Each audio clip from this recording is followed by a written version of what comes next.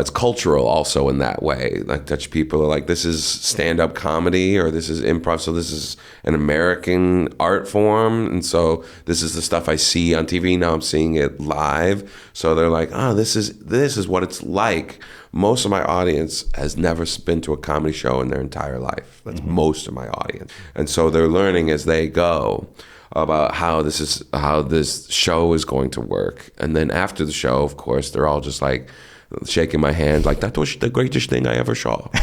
And I'm like, you didn't laugh though. And it's like, I didn't want to interrupt. It's just we loved it. Thank you so much. They're very, very polite, which is hard when you're trying to do crowd work and stuff. Trying to talk to them. They're like, oh, the TV is talking to me.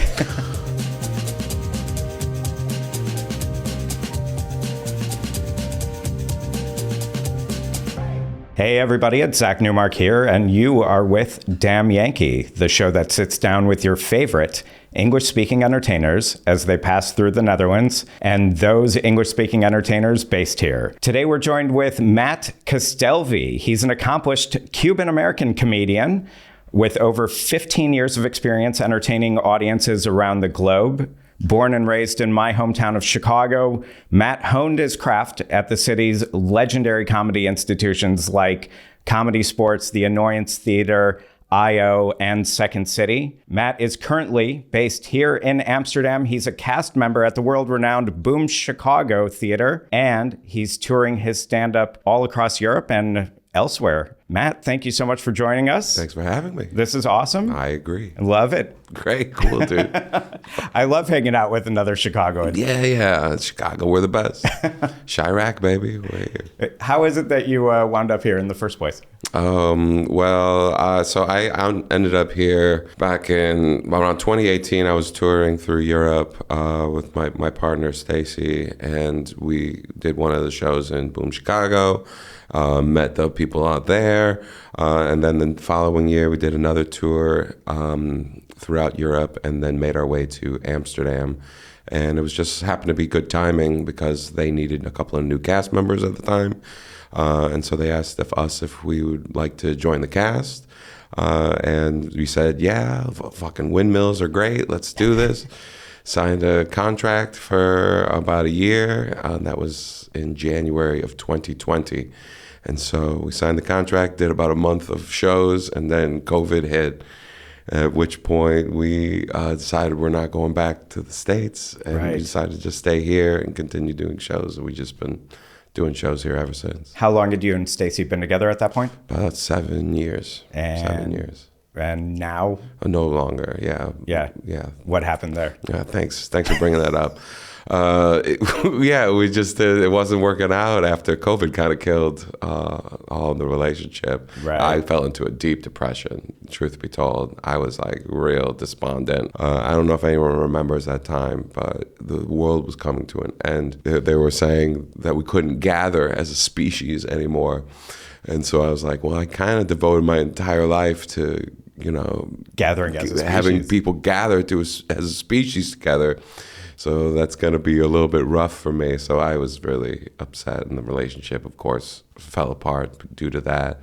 But there's obviously no lack of respect. I mean, Stacey's one of the most talented performers I know, which is why I was we still work together very, very well. And trust me, she's a lot happier not being around me. Why would I trust you to say that? I've been me for a while, so I know what it's like to be around me. It's a lot. You seem okay to me. Yeah, this is a very. We just give it more time. I mean, by the end of this, you're gonna be like, "Wow, this guy, I can't anymore," and that's totally fine. That's a very, it's a respectable thing to happen. God, you don't sound anything like a comedian at all. Thanks. Well, that was a great review you just fucking gave me. Jesus Christ. When's this come out, this pod? I can't wait to share it. I mean, seriously, though, what a weird time to join Boom Chicago. Sure. Also, because that was running up right to their big anniversary year. It was great. That was a good year. The 30th was incredible shows. Oh, my God. So yeah, that's partially the reason I wanted to continue on, because I knew that 30th show was down the line, and it was going to be, we're going to have amazing show. It was incredibly stressful, as I recall, because there was a lot of pressure to make it really, really good. You know, all this, Seth Meyers was there, Brendan Hunt. I opened for Brendan Hunt as well. And so there was a lot of things going on right then. So there was a lot of stress in that. But fortunately, it went so well. The best festivals that we had was the 30th anniversary. So yeah, it was super good. Yeah. I'm still here now. So what was your life like growing up? So I grew up in the suburbs of Chicago, in a town called Western Springs, Southwest. Southwest is best. And it was very suburban, so I just lived a suburban life. My dad traveled a lot for work, and my mom also worked as well. So I was one of those latchkey kids for a while where I just walked home, nobody was there. I had to take care of my little brother. I had an older brother, and it was just us for a while. And then it was great because the South, like, they don't have suburbs like this anymore. They really don't. We really could just do anything. It was just like there's no parental supervision. I would just run around with my friends. We ride our bikes throughout the town, completely safe. There's no phones. This would be illegal. What a good time. I fucking crushed it as a kid. I mean, that was for me, that was very similar because I grew up on the north side of Chicago. Real safe. And then in the suburbs. And then, it was every day. It was at somebody's house or another's house and biking around everywhere and barely checked in at home and video games and baseball or whatever. And that was Crush GoldenEye. Crush that shit. I go Mishkin. Dude, everyone. It was great, man. You've got two brothers. Yes. No sisters. Yes. Who's the funny one in the family? Me. Would they say that you're the funny one in the family? Well, unfortunately, my older brother passed about 10 years ago. And so it's just me and my younger brother. And he's not funny either. But my older brother's not so funny since he's dead. He just doesn't come to Christmases. He doesn't make anybody laugh. He's a real drag. So it's just me and the entire family, true.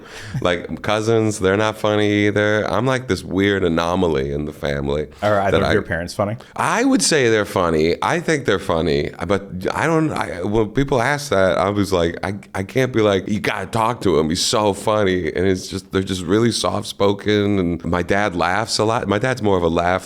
I don't think his jokes are funny. I think my mom is subtly funny in like a sarcastic way. You just have to know that she's being super mean to you. And so that makes me laugh. But they would not want to get up on stage and be in front of people. That's not really anyone's enjoyment other than me. Right. And that comes from being a middle child and needing attention, completely forgotten. So I was like, please look at me.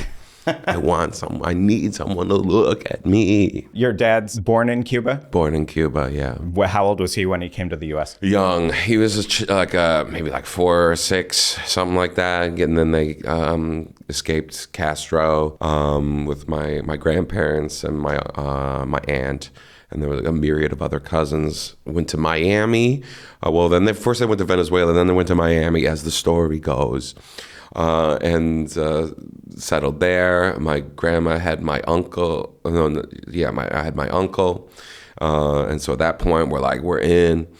And then they moved for whatever fucking reason to Chicago. I could have been in Miami, man. It's fucking cold in Chicago. I don't know. Chicago's great, but it's cold. And so they moved into Chicago, and then there's a bunch of Cuban immigrants. My grandparents were like, if anyone asks, we're Italian. We're not. There's no Cubans here in Chicago in the fucking 60s. And so my grandpa changed his name to Paul from Pablo. My dad the same. And so, it's only been recently that being like Latin is like cool. So everyone changed it back. So now you guys are Pablo, good. ¿Qué pasa? Now you're Mateo. Mateo. Da, da, da, da, da, da. Yeah. It's great because we're all very light-skinned. I'm like fucking muy blanquito. And so it's very difficult to be like, hey, what's up? I'm Cuban. They're like, fucking gringo, get out of here, Holmes. Yeah. And my mom's just some white lady. Just some white lady. Just some fucking white broad, fucking. Random Polish white woman. No, it's just English, Scottish, Irish, German. Oh. It's just like a fucking melody, fucking delicious, white, bad food. Big head, 2 big heads. We just got my family on the mother's side. Fucking huge, just tearing the women apart from the insides, man. Whether you've lived in the Netherlands for years or are getting ready to move here, the best time to learn the Dutch language is right now. Learning Dutch with the Delft method at Nedles is extremely effective because you start speaking the language from the very first day, actively putting the vocabulary you learn to good use. NedLess offers courses at all levels, both online and in person at their location here in Amsterdam. Their experienced teachers are specially trained in the Delft method, which combines studying a piece of text at home and then using words from the reading material in conversations during the next class. Students often say they feel supported at NedLess and praise the teachers for creating a safe space where they can overcome their fears of making mistakes. They also specialize in helping long-term immigrants, like me, tap into the passive knowledge they have about Dutch so they feel more comfortable speaking and writing in the language. Dutch classes begin at all levels on a rolling basis, so sign up today and save 10% with discount code PODCAST. Find out more at nedless.com, NEDLES.com. That's Nedless, Dutch for internationals. What kind of a student were you like? Bad. Real bad? Yeah, I could memorize things really well, which helped me in acting because I wanted to do a lot more acting work in plays. So I'm really good at like memorizing things if I put down to it. So I could memorize like the answers to the tests. And in America, that's like all that matters. Mm-hmm. It's like, you don't even have to retain the information. You just have to just memorize it for the test and then it's over. I wouldn't like do bad. I would do like above average, but I have like powerful ADHD. So if I was like not interested in it at all, like I just couldn't focus. Mm-hmm. And so like math, I fucking suck at math, fucking suck anything with math. I could not fucking care about. History would be good, and then English, like writing stuff really interests me, so I would just put a lot of energy in that, and that would just bring my grades up. Were you diagnosed ADHD? No, I just figured it out. I was like, later on in life, I was just like, oh, this is what's wrong. That's what's wrong. Of course, now it makes sense. I was like, what the fuck? Why can't I figure this life out? I can't keep things organized. This is crazy. Pretty sure. Pretty sure. You gonna go down that road? What? Of getting being ADHD? Testing it and seeing if it's true. No, I'm pretty sure. Yeah. I don't need a doctor. That's a waste of time. I've been me for a long time, and it's not right.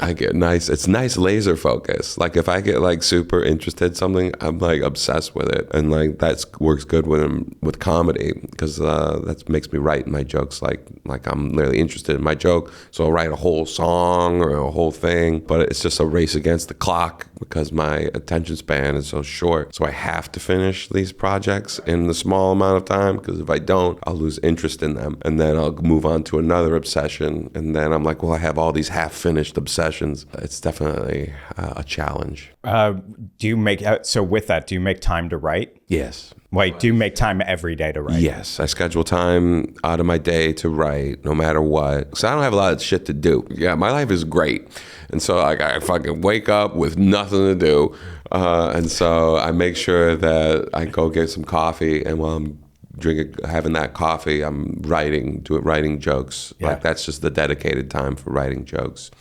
And then I get however many I get in that time frame, and then I'm done with the writing, and then I just compile it all. Are you like pulling little bits from what happened the day before or earlier or whatever? Yeah, exactly. Or just something that inspired me. Like I'll just, because throughout the day, like ideas will come and I'm like, I don't have time to flush them out. So I'll just write them down. Like, this is the idea.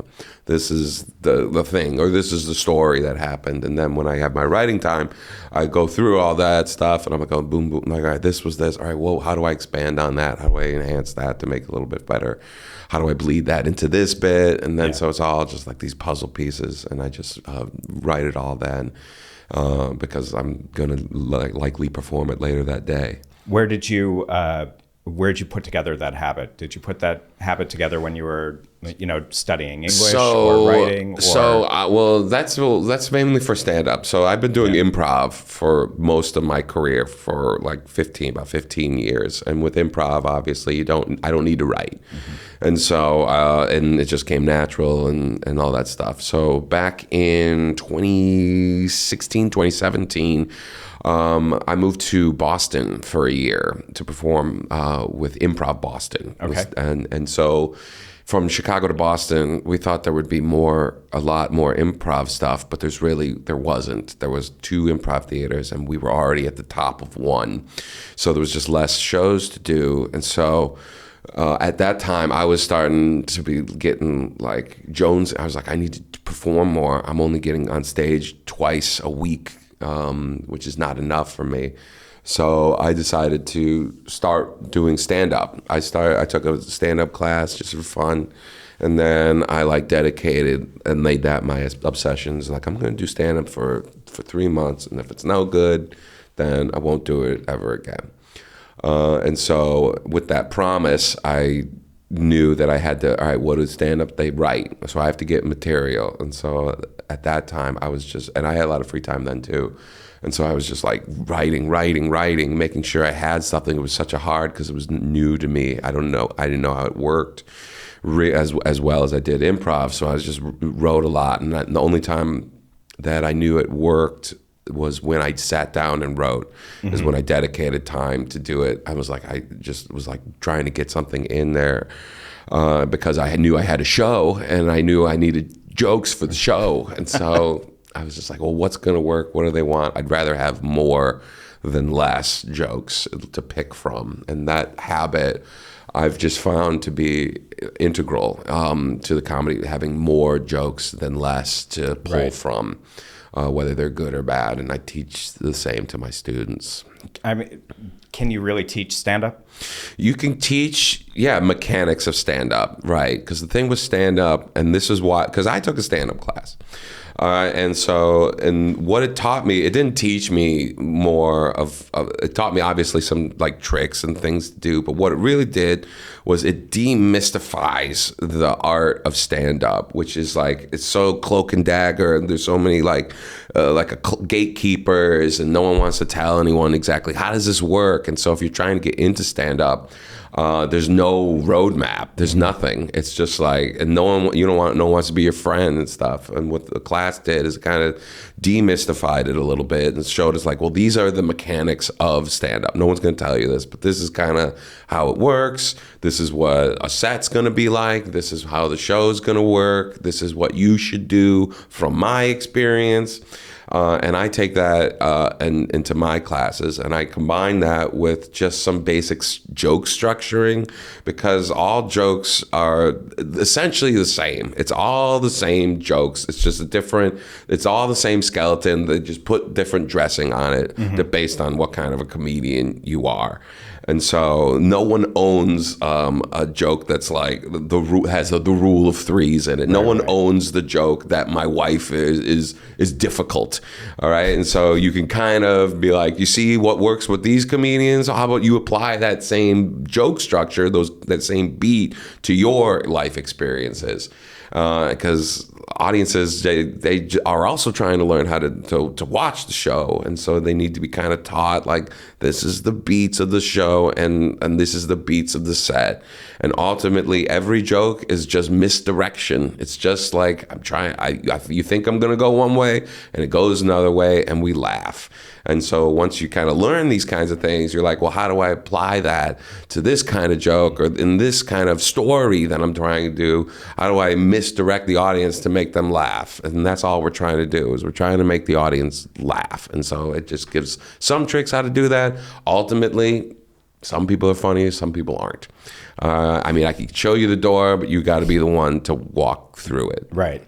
So I saw you've got a 30-minute special on YouTube. Yes, I do. Right, called Amsterdam. Amsterdam. Yes. So I've seen that. Cool. And I'm seeing you at the end of February. Great. At Carré. But you're welcome. What I'm curious about is, because in the 30-minute special, yes, it was sort of more of the traditional stand-up where you kind of develop a bit or you develop a joke and transition to another one. Yeah. There's also kind of a trend right now where it's a little bit more towards sort of more like a one-man show. Sure. Like a funny one-man show. Do you ever kind of go that route where it's more like a long-form storytelling structure that you do on stage? Sure. I don't, but I would be open to it. I like just being silly on stage. And sometimes it's I'm shocked. I know. Totally shocked. Sometimes it's a fine line between for stand-ups to be like showing their true everything on stage versus just being, doing crowd work and dick jokes. Which because I love doing dick jokes. I love like when I'm on stage, it's just a battle between me and the audience, and I like that. And sometimes with the storytelling, it depends on your audience, right? Because people that come to see me usually are looking to have a fun time. They're not looking to have to watch serious cabaret style stuff, at least yet. And so I just come from this background where I don't trust the audience to listen and be patient to hear that. And it's because as soon as you have a troubled audience or fucking something goes wrong in your show, it disrupts the flow of your very serious storytelling. And now I have to police the audience and yell it. And I don't have the best track record of being nice to audience members.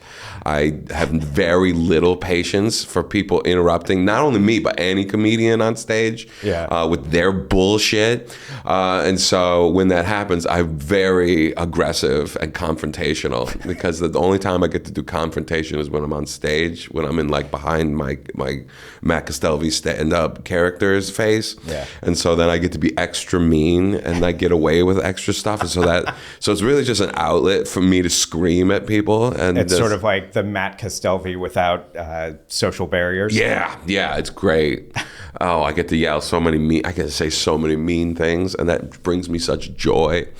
And so but perhaps to do a longer story, I'm trying to do a longer hour right now, but that's more of a story. But so far, I'm having more fun doing dick jokes. What you said about audiences listening and the dick jokes, because you've got this bit where I don't know if it came out of crowd work or if you wrote it, but about sending unsolicited dick pics. And asking the men in the audience whether or not they've ever sent one. And then it's dead silence and no hands go up. And then asking women if they've ever received one. And it's everybody. Of course. I mean that came from a guess. I was pretty confident that was going to be the case. I knew I wanted to do an interactive bit I knew I wanted to write a joke about dick pics, and then I was just like, all right, what if the angle of it is I say that I've sent one, and then ask the audience if they sent one. And I knew likely in advance no one's gonna admit to that because it's not a nice thing to do. But on the other side of that, I knew for a fact that women receive dick pics, and all of them have received one in their lifetime. Every woman has been assaulted visually via the internet. That's just an interesting fact that I knew. And so I wanted everyone to admit this. That men are just liars. All right, they lie. They say they don't send these things, but they do. And let's poll the audience. And all I did is do it once, and exactly my hypothesis was correct. All the women raised their hands, and I'm like, well, I wonder which group is lying. And then it's a big revelation for the audience as well. And then I get to make fun of more audience. And so, it's a little bit of both. I just had a hypothesis. So which one do you enjoy doing more then? Do you enjoy doing the improv more, or do you enjoy doing the teaching more, or do you enjoy doing the stand-up more? Sure. It's hard to say because improv and stand-up, I've always said this, they're two sides of the same coin. It's just you're on stage, you're being funny on stage. So some things that are useful to do in an improv show, I bring to stand-up, and some things that are good in stand-up I try to bring to improv. So I'll try to do a fair amount of crowd work in my stand-up set, things that I'm living on the fly. I try to be in the pocket when I'm doing my stand-up show. If it's too rigid, then it's not fun for me, even if it's my material. If it's my material and I feel like I'm a robot just going through the motions, I lose interest. And if I lose interest in my own material, the audience definitely can see that and they can feel that energy, so they're less likely to laugh. So the only way for me to keep being engaged in my material so that I'm having fun is to do weirder, different things, try things out, try a different voice, or try a different act out, or try a different tag to this joke. and see if it works. And if it does, then I'm having more. If it doesn't, I'm still having more fun. And then the audience sees that I'm having fun, and that's all it is, like this feedback loop. However, with improv is very, very, like my whole career has been improv, and I love it. I love it to death when I work with the best people. Sometimes an improv show can be a little bit more work. Sometimes a stand-up show can be a little bit more work. It just depends. But they're both performances. Right now, I'll say stand-up because I'm trying to do more stuff with it. Well, since you did Second City and you did I.O., but they're both very different techniques that they do at the two stages. So walk us through that, because probably people listening to this don't necessarily know the difference between like, the two theaters, one using the Herald, for example. Sure. It's really just a debate between long form and short form improv. I'm mainly from a short form improv background. I mean, I in college I was a part of Improv Mafia, which was the college improv team, and we did both long form and short form shows. And so they're both very important and interesting things to do, I guess. But my main background is short form, because I did comedy sports theater for about 10 years, and which is just a short form theater. I did obviously Second City and I.O., and where I would be able to do different kinds of stuff, but mainly I was getting paid to do comedy sports, which was just a lot of short form. So my short form skills are very, very high. I understand how to do a short form. Short form is very palatable. It's like, whose line is it anyway? Right. It's very easy to digest, and so it's a little bit more profitable than a long form show, which is very artistic, and it's like bourgeoisie, and it's like, oh, you see what I'm doing? You see what I did here? These connections. It's beautiful, and it's great, and I've been a part of and seen some of the best long form shows, but sometimes it's just like people don't have patience for it. They're like, I can't watch this. This is so long, blah, blah, blah. And it just depends. And the same thing with short form. Short form is very dumb. It's very easy. It's too easy. And so I knew I was going to do comedy early on in my life. And so I was like, I'm going to try every little piece.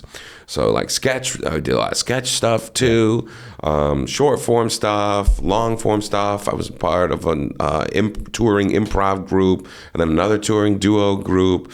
And so I tried to do the most, and because ultimately I wanted to do this for a living. And so I found the most profitable to be short form. And that's just like, you go to colleges, you go over here, people will pay. It's work, team building, companies can understand it. And then the rest of it I would just do for fun. So like long form, I just do this for fun. I'm doing, and that is until I hooked up with Baby Wants Candy, which is a musical improv group. And so I've been doing that, Baby Wants Candy, for like 6 or 7 years. And so most of my improv experience is short form and musical improv. So when did you start making money doing comedy? I started making money really early. It just wasn't enough to live on. Like early, like what age? Right out of college, I started making money in 2000. So like 20 years ago. Yeah. So like 2009 or 10, I started making money. Okay. And then like it was a substantial amount of money, but it's still Chicago, so it's still difficult. What does a substantial amount of money mean? It was enough that I could pay my rent. I couldn't pay anything else, but I could pay my rent. Right. And so, which was good. And then it started growing more and more. And I had to work less and less, and made that eventual leap to not work anymore. By work, you mean a real job? Real job. Yeah. Yeah. I did a myriad of terrible jobs. Americans, you still have one last chance to collect the extra $1,400 the U.S. government owes you from round 3 of the stimulus package if you are behind on your taxes. The experts at My Expat Taxes can guide you through the process, just like they helped me. And if you haven't filed taxes in the U.S. in a while, or ever, My Expat Taxes will quickly and easily bring you up to date with the IRS. That way you can still collect that stimulus check, but only if you sign up and file by June 16th. For me, even after living abroad for 17 years, American tax bureaucracy felt like a Kafkaesque nightmare, but not anymore. My Expat Taxes gives me a real sense of relief with their easy-to-use, up-to-date software, maximizing tax benefits like the foreign earned income exclusion, and they even file my foreign bank account reporting at no extra charge. They are secure and reliable with a commitment to data privacy and confidentiality.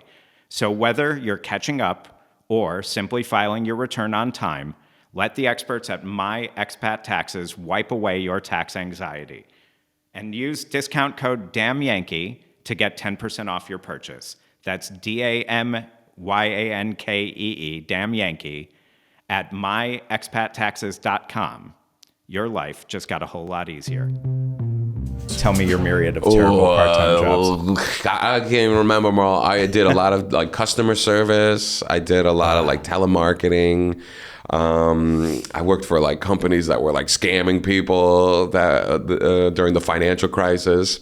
I worked for I worked at a security job.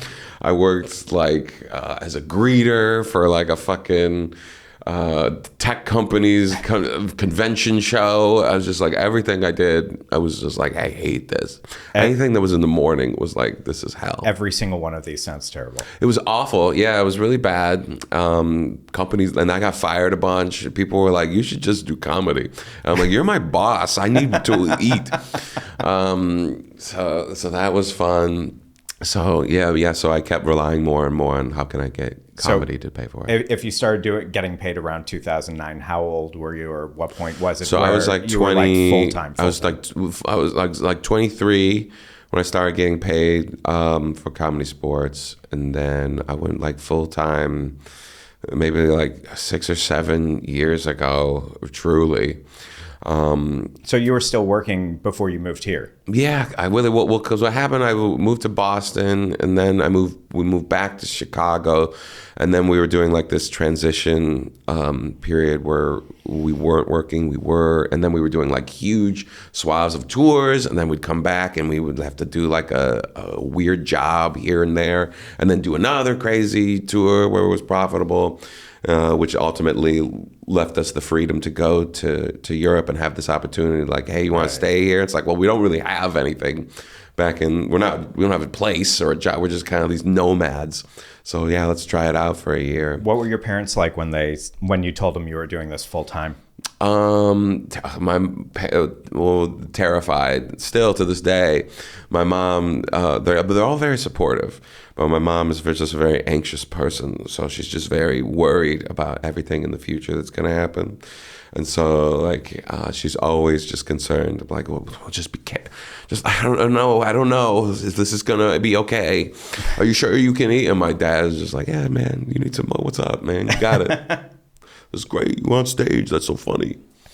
So yeah, they're very supportive. They're very supportive. They've seen all my shows to the point that they never want to see them again. What did they think you were going to do when you were a kid? Oh, I guess they had no idea. They were just, I'm a middle child. So they just were like hoping I was just fine. Just like, he's fine over there. We got to deal with this older kid who's a psycho, and then this younger kid who's a child. And so they didn't focus. They're just like, whatever you want, that's cool. They sent, but I was a very like energetic kid, and I did a lot of like singing, and I was like running around like da da da da. And so it was my parents that were like, we need to like focus this kid's energy. He seems like he wants to be entertaining people. Send him to arts camp. So they sent me to like a theater camp, which is how it all really got started. When I was like 16, I was just like on stage. I'm like, Mom, I love this. I love this. This is great. And they're like, all right, the kid found it. All right, here's some stuff. Go over here. Get awesome. Out of here. That's nice. Yeah, it was really nice. All right, well, not to get all dark with it. Great.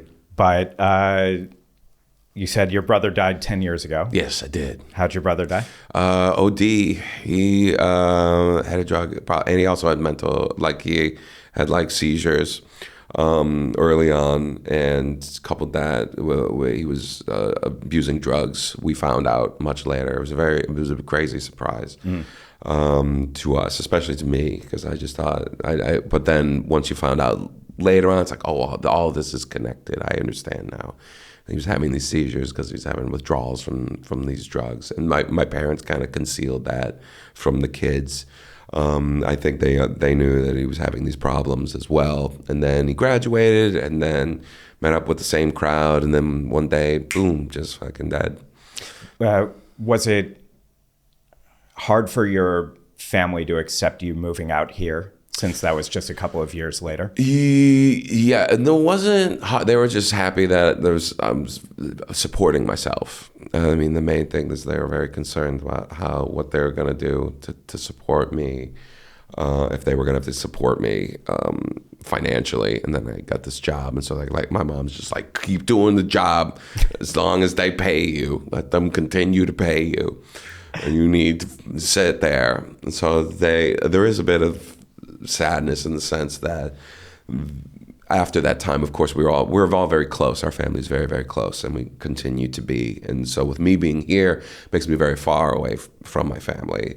So there's a lot of like, we miss him, and they're sad that we're not all together doing like these family outings.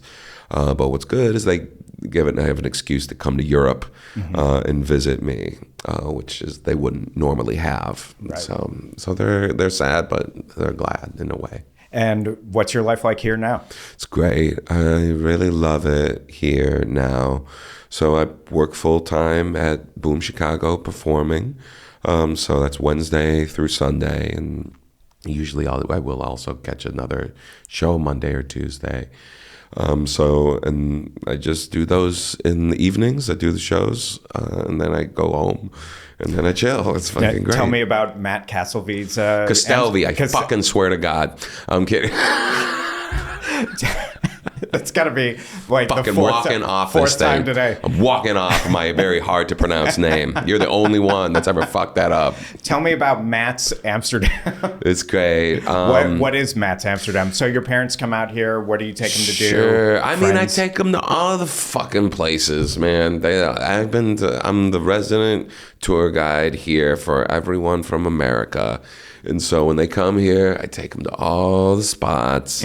They gotta go to the red light district. I walk them through the red light district. I take them to the Vondel Park, to the Van Gogh. I take them around the 9 streets.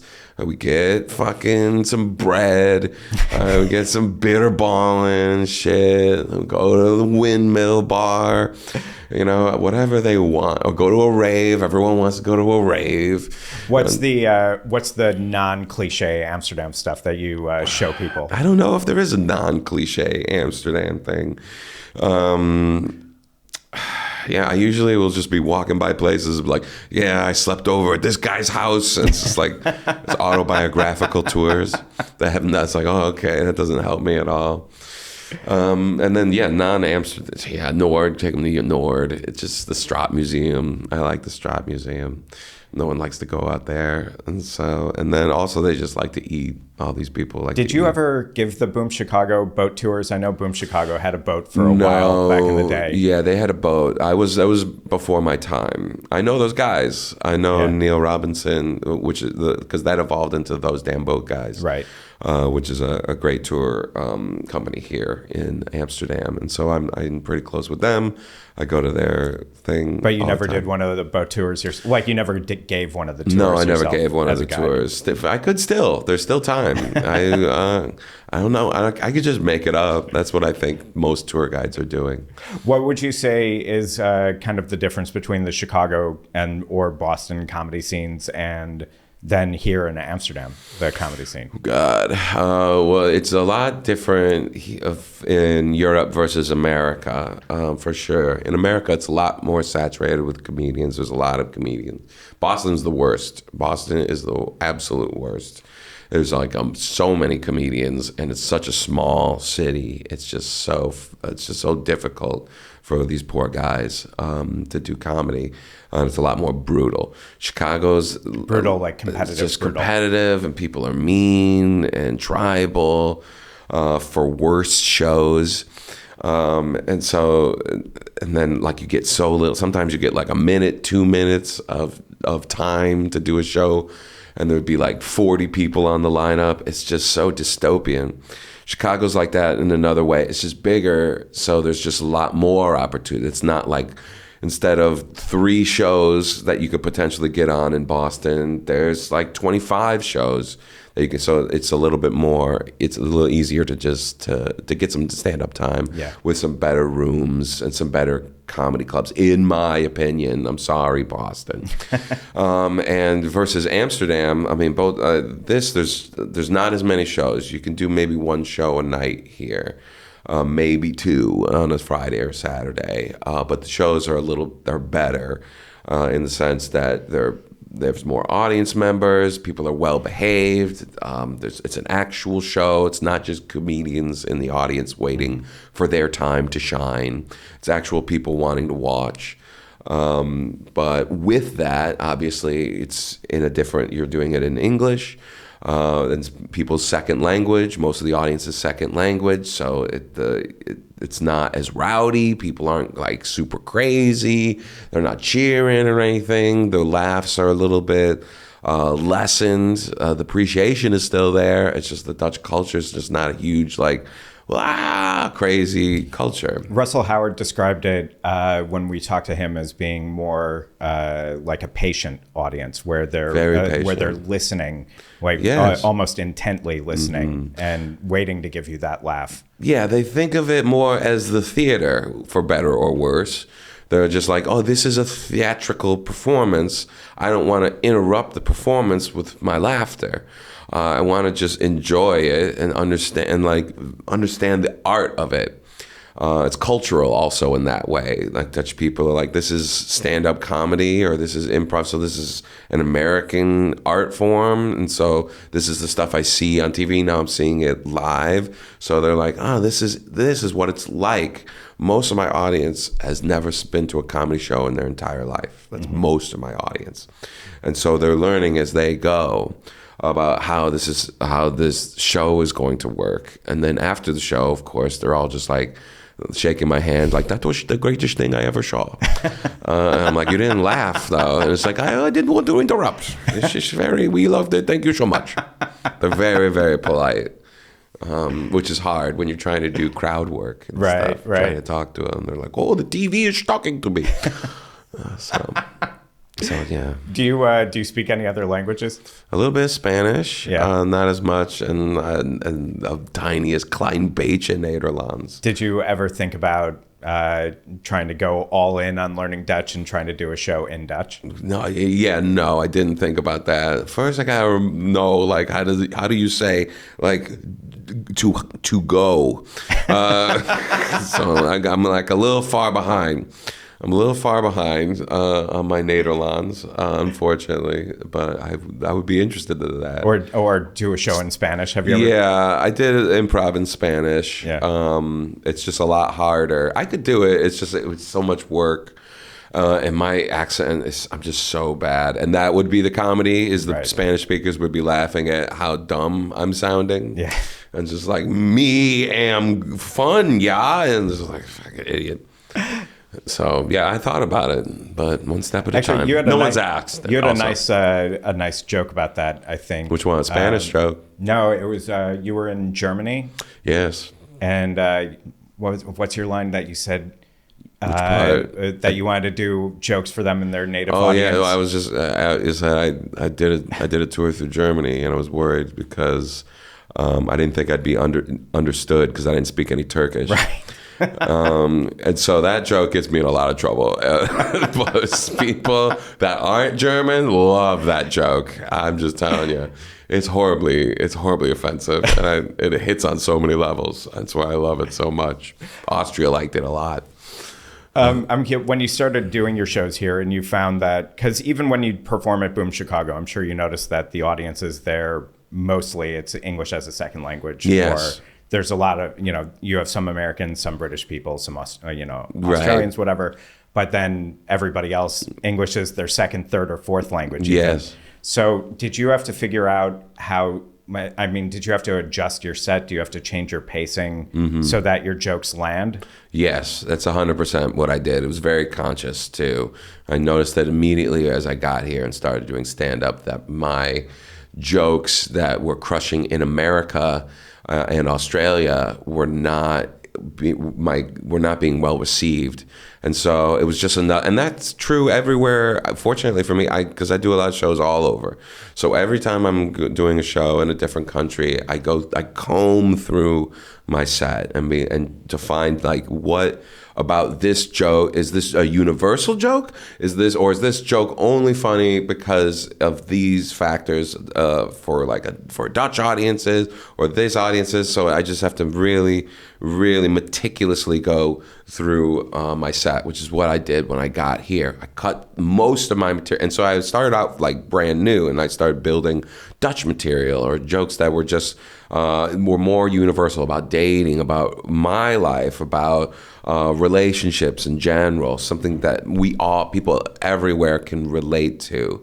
And I found those to be the most successful, when you can just find a subject or a topic and cast a wide net and catches the most people that can relate to it. Because once it starts getting too American-centric or too this-centric, too that-centric, then they don't understand the references and they don't laugh. And my goal is to make everybody laugh the most.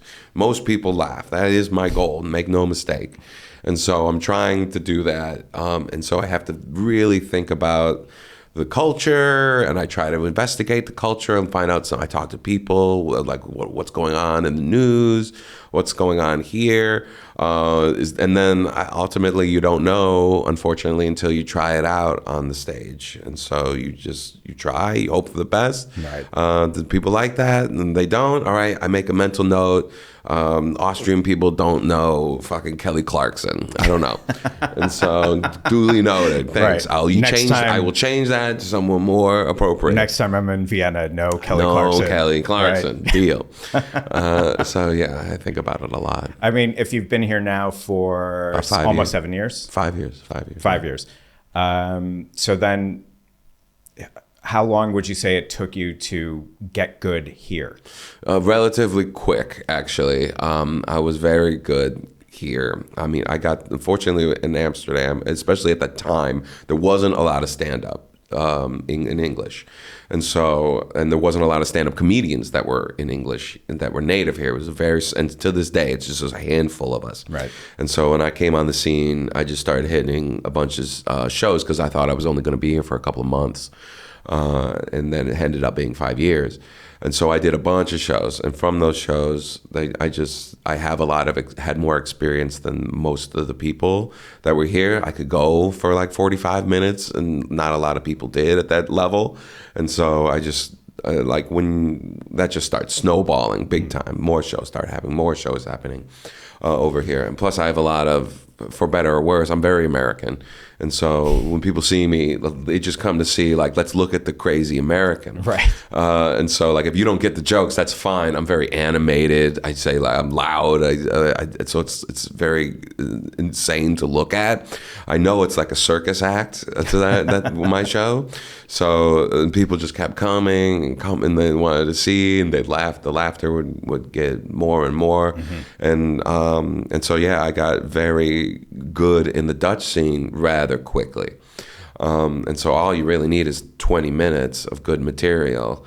And then I just like peppered in a bunch of Dutch shit, peppered in some American stereotypes, and people were just like, blah, blah, blah, blah, blah, blah, blah, blah, just eating the shit up. And then, of course, I got a lot of audiences. Being at Boom Chicago, we get huge audiences. And so I learned real quick what works here. Because watching some of your bits that you put on your social channels and watching your special, you do make, the sort of Dutch references and the Dutch jokes. But I'd say, in my opinion, I think they kind of go a little bit past the easy jokes that people make about Dutch culture or Dutch people. Yeah, I mean, the bones of the jokes are still old stereotypes of Dutch people. Like, Dutch people are cheap, Dutch people are tall, and things we all know. And I just try to hide those punchlines as best I can, which is a basis of comedy. Right. It's just like, how do I hide this joke? It's like a joke is like a landmine. And it's like, how do I hide it in such a way that I can easily guide you over it and it explodes? And so I really try, and that's where my acting background comes into play with my stand-up careers. I'm really trying to be like, no, we're just having a conversation. I'm not a comedian. I'm not going to tell a joke. It's a joke. And the best comedians are also very, very good actors because they can pretend like they haven't meticulously organized this set and know exactly where the punchline is going to be and the emphasis of every tiny syllable in their thing, in their set. And that's what I do. Yeah, I thought also because you've got your bit about dating women who are taller than you. Yes. Which I thought... Which comes from true. That was a true story. Yeah, and what I thought you could have very easily have gone down the road of just making that, like, here are cliche jokes about Dutch people being tall. Yeah, and there's still time. I could still add them.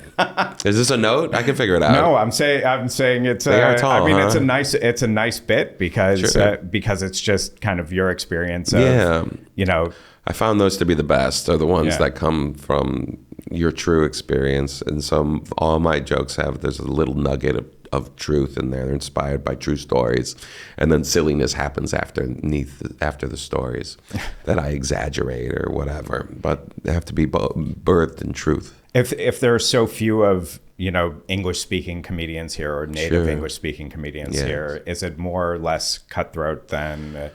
I think it's Chicago. less cutthroat than America for sure. Because I know all the comedians here, and everyone's super cool, man. Everyone's really cool. Everyone wants everyone to succeed. At least that's me.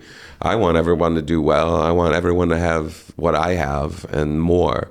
It fills me with joy. And I think that in America, there's this like fallacy that's just like if someone else is working, they're taking food out of my mouth.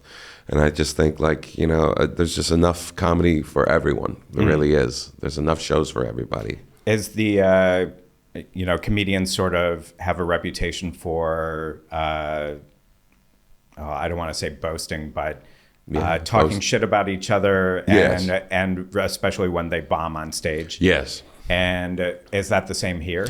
Yeah, I think that's true. That's great about doing international comedy is comedians are the same literally all over the planet, and it's really fun to see. It's just like people are people, and there's like you do a shitty set, you get fucking ripped on. If it's like it's all out of love. I try to do it out of love. If I don't like that person and they bomb, I won't bring it up. I won't talk shit because they know what they did. And that's enough shame. That's enough shame. They can have that shame, and I'm like, all right, good luck out there.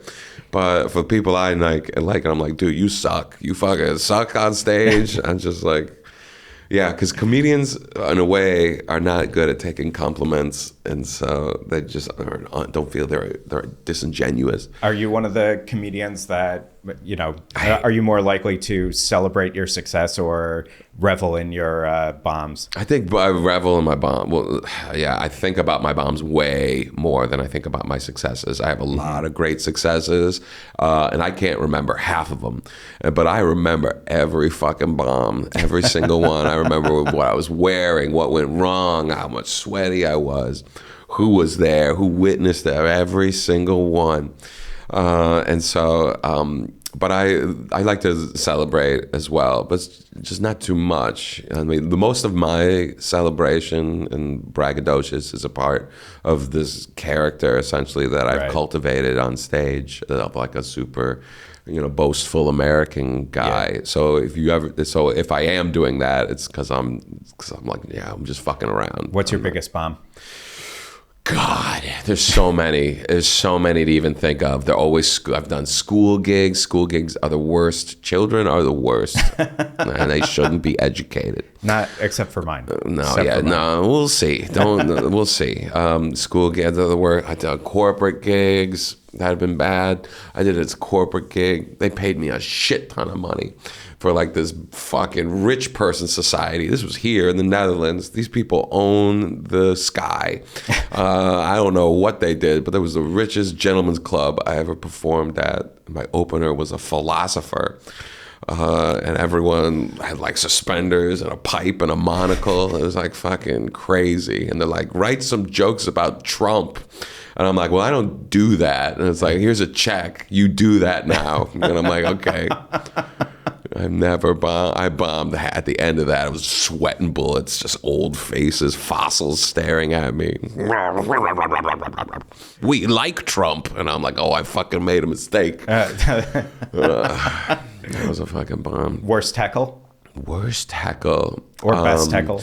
I mean, I love heckling in a way. I do. I mean, because I have great interactions because hecklers are so stupid. They're like, they don't understand that I'm better than them and I'll always win. The only time it's like really bad heckling is it's when they're not it's like when they're not even listening. I mean, I've been attacked on stage. That was a heckle of sorts. Wait, how is this not your biggest bomb? Because it went really well, actually. I recorded it, as you see it on my YouTube. Yeah, I did a joke and a woman ran up on stage and tried to rip the mic out of my hand in a drunken stupor. And so I had to resist all issues to touch her and to shove her because she was so drunk. I knew if I shoved her off the stage, she would fall and die. So I had to just like fucking don't touch me. I don't know what you are. Did she attack you because of the joke? Yeah, but it was mainly because of alcohol. She was incredibly drunk. Well, what was the joke? The joke has gotten me in all the trouble, actually. This joke, someone yelled at me after a show about this joke. Another person, this was the third time, so this was an attack, so it escalated. Someone yelled at me after a show, someone complained, someone sent an email, and then this woman attacked me. The joke is about Russia and Ukraine, and it's really low stakes. The joke is as follows. So when all the shit with Russia and Ukraine, when the war started, at the time of the war, and this is true, I had never seen Ukraine's flag before. All right, I just hadn't. All right, I'm not good with flags. Ask all my exes. And so when I saw all this shit on the news, initially I thought Russia was invading IKEA, and so I was just as worried. And so that joke makes everyone upset. At least and it's pretty smart. It's just saying that the colors are similar, right. And I think that's true. If you're telling me that the Ukrainian flag doesn't have similar colors to the IKEA logo, then you're just wrong. I'm sorry, and I'm not saying it's better or worse. I'm not belittling Ukraine. Go Ukraine, but your flag looks like IKEA, and that's okay. You're allowed to have a flag.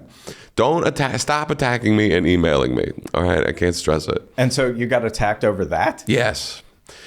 And was she Ukrainian? No, she wasn't. She was a drunk Dutch woman, and she apologized to the club the next day, saying, "I'm so sorry. I was so drunk," and blah blah blah blah blah. I ripped on her like for the rest of the show. It was bad, and she was like talking, and I was calling her stupid. I was mean. I have no patience for that, and so I was extra mean. Justice was served, I think. Were you the only performer that night? No, I was the headliner that night, though, okay. So it was the last thing. So nobody came up after and no, thank God. That was a Christmas show. That was during December too. Everyone was in a fun mood. That was like the last show before Christmas. It was a fun time. That's quite an experience. It was fun, yeah. It was hopefully the last time I get attacked on stage, but who knows? I got an Israel-Palestine joke now, and we'll see what happens. Do you want to test it out? Yeah. It's hard. It's I'll do the first part. This is based on a true story too. So I was doing a show at this comedy club, and they said, like, please don't do any jokes about Israel and Palestine at the club, please. We don't like that. So I get up on stage, and I'm just like, I was going to do a joke about Israel and Palestine, but the comedy club literally told us, please don't do any jokes about Israel and Palestine because they make people upset and it's too divisive, So I'm going to honor that. So I know there's some, instead I know there's some Australians in the audience. So I wrote a new joke. It's about the differences between pandas and koalas, if that's okay. And then I go, man, these pandas are bombing the fuck out of these koalas, right? Fucking genocide like crazy. I don't know what side to be on because I got a lot of panda friends. I've been to panda bar mitzvahs before. Bamboo Nagila, bamboo Nagila. And then I just go, and then I just keep going until the audience gets so upset. Yeah, it goes really weird. No one's attacked me yet. Turkey loved it. There's still time. There's still time. We'll see. How does that take you into, what you're doing now? Because you've been testing that joke out. Yes. You were on a tour. Yes. Yeah. And you just wrapped that up? Wrapped it up. Yeah. Yeah. How many dates was it? How many cities was it? It was 7 cities. We did all throughout, Bratislava and all throughout Austria. We did, Graz, Linz, Innsbruck, Klagenfurt, Dornbirn, and Vienna. Okay. And it was a fucking blast, and man. So when you do your more controversial jokes, yes, anybody in the audience ever tape them or, film them and put them up on social channels? Yeah, it's me. I'm the one that films them and puts them on social media. Do you ever get hate over any of this stuff? I don't know, because I don't look at them. I don't look at the comments ever. And I found that to be the best. I don't care if you hate me. That doesn't affect me at all. That's you. You can feel that way, and I'll continue to be happy. So I don't worry about that. I'm trying so hard to get canceled, and it just is not happening. I'm just like, you have to be famous to get canceled, and I just like, I can't connect those two. But I mean, really, is there any better antidote to the sort of cancel culture idea than just not paying attention to the comments? I found that to be true. Yeah, the people that engage, it's like that's exactly what they want, is they want to be engaged with and know that their existence is not pointless, and there's a connection. Even a hate mail thing is trying to have a connection with another human being. So it's another form of like someone's hurting and they want help. It's someone's asking for help. And so there's that to consider when you're being mean online. Also, it just never ends. I see friends of mine that just have like yelling matches on. It's like, that's your whole day. It's just, I am arguing with this fucking, who might as well be an AI robot. Who knows what the fuck they are, and complaining. They're mentally ill. It's just like, if you give them fucking attention, they'll just be there forever. You said you're putting together an hour. What's the set at right now? Yeah, it's coming together. I'm gonna perform it at the end of the summer for the festival at Boom. I don't know how much more I can say. It's kind of a secret, but it's gonna be a musical show. It's gonna be a comedy rap show. So I'm gonna be doing some comedic raps. Mixed with stand-up. Mixed with stand-up. Yeah. Mixed with some sketch and character work. I don't really can't. Is it all brand new, or is it stuff you've been testing? It's and secret stuff that I do. I've been doing since Boston. I developed a character that is my rap alter ego. And so every time there's a festival, I bust out this character with these songs that I have. And each year I add a new song, a new rap that I've written, or a new love song that I've written. And so I'm hoping to finish my hour by the end of it, where I'm going to be performing this. Yeah, it's real. It's going to be super stupid. Are you going to shoot it? I don't know if I'm going to shoot it. Maybe a small shot. I mean, I want to save it I'm going to go back on tour, and I want to shoot more like a stand-up hour. Well, I have my last hour I did, which was a show I did at Edinburgh called Dirtbag. Mm-hmm. And so I want to maybe tour that around a little bit more and focus on that and recording that. But once again, I got all these stupid projects, and I'm just like, what if I did this show? And it's just like, we gotta do one sometimes. And where can people find out about all of your stupid projects? My Instagram, I put that shit on there. Like I was at Lulstelvi, LOLZ Castellvi, which is the last part of my name. If you didn't know, I'm a millennial. I have lulls in the name. And so, yeah, I have post all my dates there and my shows. Or check out my website, castellvicomedy.com. And failing that, I'm at Boom Chicago Wednesday through Sunday, mainly for the rest of this year.